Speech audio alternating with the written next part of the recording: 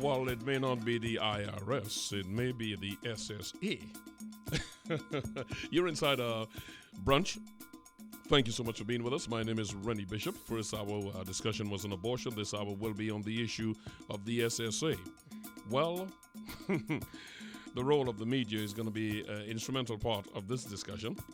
And the whole question of what are we discussing and what are we debating? What was the volcano we just came out of in the last week all about? And was it really anything to do with anybody watching you? My guests are Senior Counsel Martin Daly, who in today's Express newspaper speaks exactly to this question of the role of the media and making a big deal about what is not the land of perception, he calls it.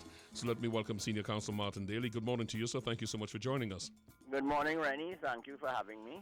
It is great to have you here. Very interesting column. I looked at it this morning and I said, well, everything I wrote down here is exactly what Senior Counsel is covering. So why do I need to have a show? Well, I don't know about that. There are a lot of angles. I agree. Good morning to you, Martin. I totally agreed. I read the column and I was like, I could go to the station and say, y'all should read Martin today, party done. Precisely. No. Don't be so kind. and the voice you just heard is that of UE lecturer, blogger, advocate, and political commentator, Rhoda Bharath, of course.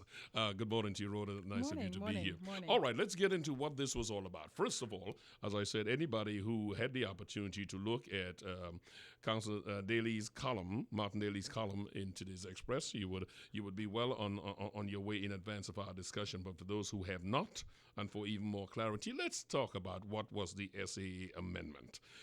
Folks, for some reason, felt, because of what was brought to them, that this was all about spying. This was all about the invasion of privacy. Nobody spoke to the issue that this was merely broadening the remit of the issues that can be considered serious crime.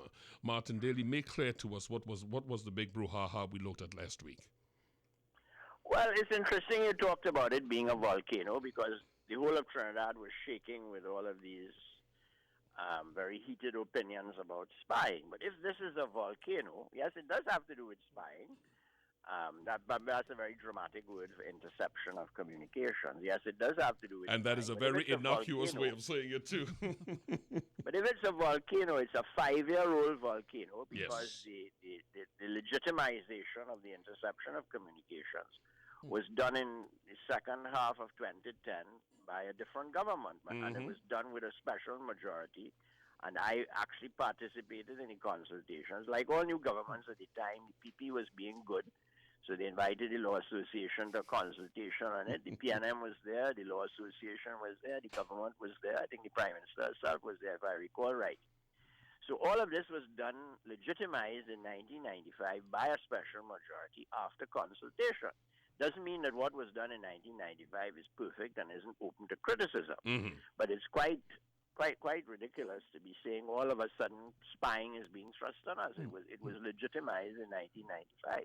And I think more alarming about this is the fact that those who are objecting today were the ones who had it enacted. Well, I'm not going to get into that because I understand what the two-party system requires, and if the opposition can make the government look bad, which they certainly succeeded in doing, and I must compliment them for that. Their communications are a lot more powerful than the government's own. So I understand the politics of that. It's a way of making the government look bad. Politics is in part about imaging and perceptions, and they created a very bad image and a bad perception about the government, and they're to be congratulated for that. They're doing the job well. The government ought to respond, and the government ought to stop just responding to everything by trying to make tit-for-tat points. It's required, as I said in my column, a certain amount of scholarly detachment. For a start, the whole question of the powers to look into cybercrime should have been treated with separately. So there are some issues here, but we first got to get some perspective. But anyway, I'm talking too much, so I'll keep quiet now. No, we will be going deeper and deeper into this because there are many aspects in this expanded remit that must be discussed. But I must go to Rhoda Bharath. Detail for us your view as to why this area of serious crime expansion for the SAA amendment was conflated with the Inception of Communications Act for political gamesmanship. Explain what is your take on that. Well, okay, first first off is the interception of communication. Yes, when people interfere with messages being passed back and forth, kind of like a school teacher in a classroom.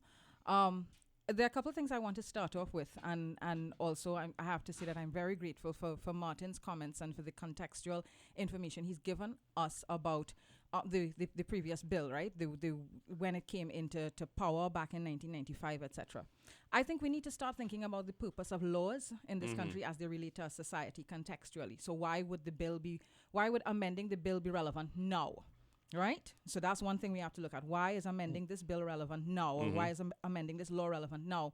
The purpose of the law, what is the law meant to do? And then, of course, the agenda of the various legislators.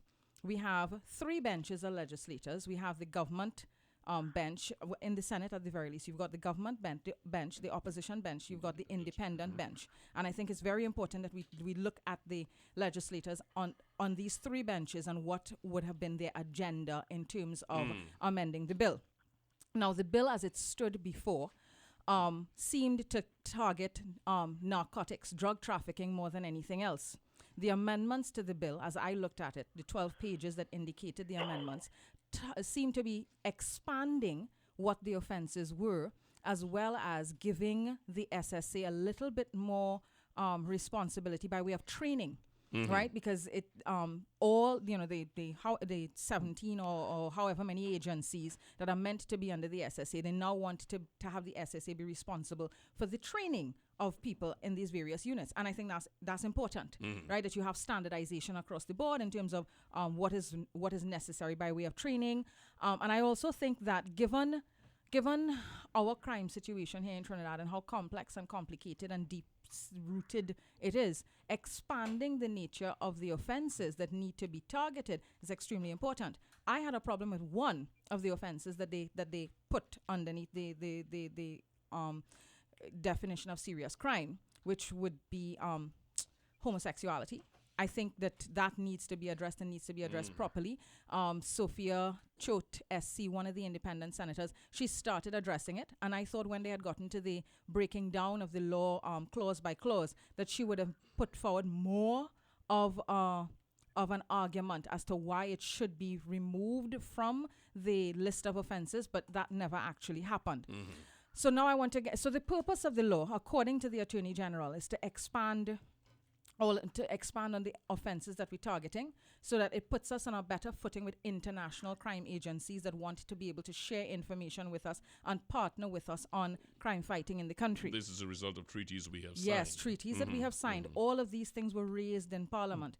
And then now, for me, the final thing, and what was the most important thing for me in the last session of the debate here, would have been the agenda of the legislators.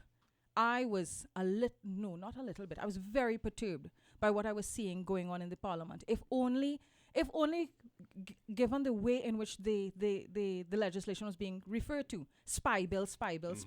I felt that was extremely dishonest.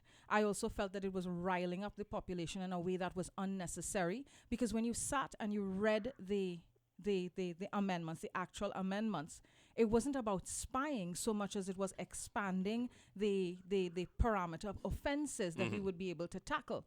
But I do think that there were ways in which we could have addressed the issue of surveillance. But I want to let other people jump in on the discussion. We're gonna get into all parts of that. We are fortunate to be joined, as expected, by Sunity Maharaj, and I want to thank you so much for taking the time to be with us. You know that the veteran journalist she is, former manager. She's now the managing director of the Lloyd Best Institute of the West Indies. She's a career journalist for over 35 years. Her experience runs the gambit, and she also has her own multimedia production and consulting company. Thank you so much for joining us. Good morning. Good morning. Good morning. It is good to see you here. I'm coming to you right after I post something to Mr. Daly, because we spoke about the expanded remit of the SSA. Part of what they have been given is this issue of data storage. Martin Daly, are you satisfied? Are you comfortable, rather, with the safeguards articulated for the protection of this data? Well, the first thing is we got to be careful when we keep talking about expanded remit. One must bear in mind that the definition of offense in the 2010 legislation was wide. It was not confined to narcotics. And that permitted the SSA powers then. What has happened now is they're making sure that the SSA actually has jurisdiction to deal with the long list of offenses that was contained in the 1995 bill. So when we talk about expanding remit, it's in terms of expanding the jurisdiction of the SSA, the technical jurisdiction, but bear in mind there was a long list of crimes in the 2010 bill. Well, there are a certain number of safeguards which are contained in the bill the act that was passed by a special majority. You have to have a warrant from a high court judge and so on. The real issue with all of these things, particularly in a country like ours, is whatever's written down on the paper that seems satisfactory somehow never quite seems to work out in practice. But we have to trust. I start from the position that we have to run the country. We have to trust somebody to do modern surveillance. And we, of course, are under pressure from all the international agencies. And their concern about terrorism, if anything, is more heightened now. It was already high in 2010. It's more heightened now. And I think that there was pressure, reading between the lines, there was pressure from the international agencies to have one omnibus body in which surveillance activities were centralized. And maybe that's not a bad thing, because then we know who to attack when it goes wrong. But I mean, the safeguard is the warrant to the High Court judge. I don't have a problem with reopening the issue, but we, as Rhoda pointed out, we must reopen it on an honest basis. Indeed. That is the voice of Martin Daly. Rhoda Bharath is here, and Sunity Maharaj has joined us. Let us go into the area of what we started discussing, is the clarity to listeners as to what this was all about. One felt that if the senators, independent, and the senators or the independent senators or the opposition decided that they're going to have this for their own purposes, that was one thing. But the role of media is to clarify it. Are you dissatisfied with the unwillingness or seeming inability of media to do one of its primary functions, which is to clarify issues for its readers? Well, I think that's a rhetorical question. We wouldn't be in this state of confusion in terms of the public's understanding if the agency institution that mediates between, the powers that be and the public was doing its work.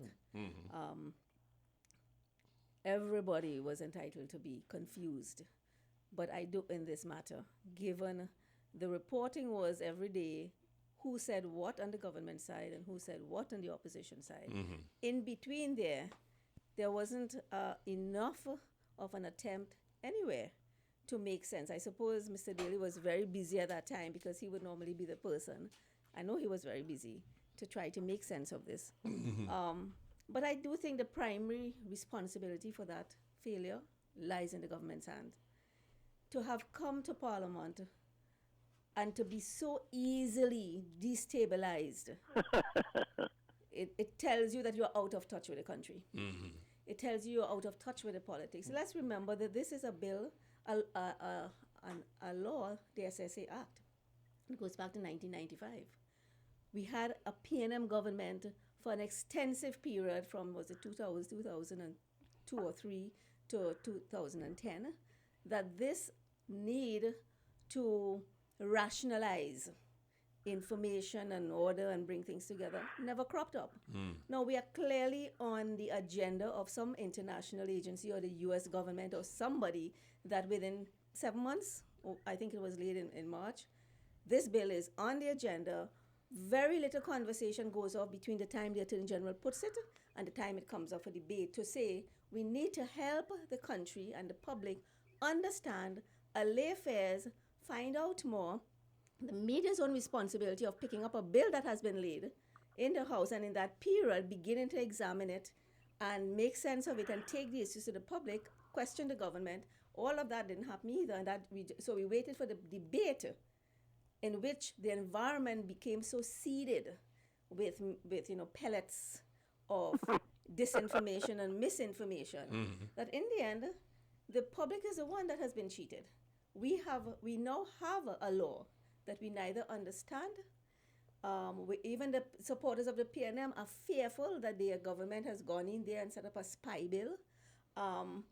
And you don't want the clarification to come after something is actually well, it's law until it's not yet law until the president signs. But people are talking about, well, maybe the president shouldn't sign it because the independence of the president's men.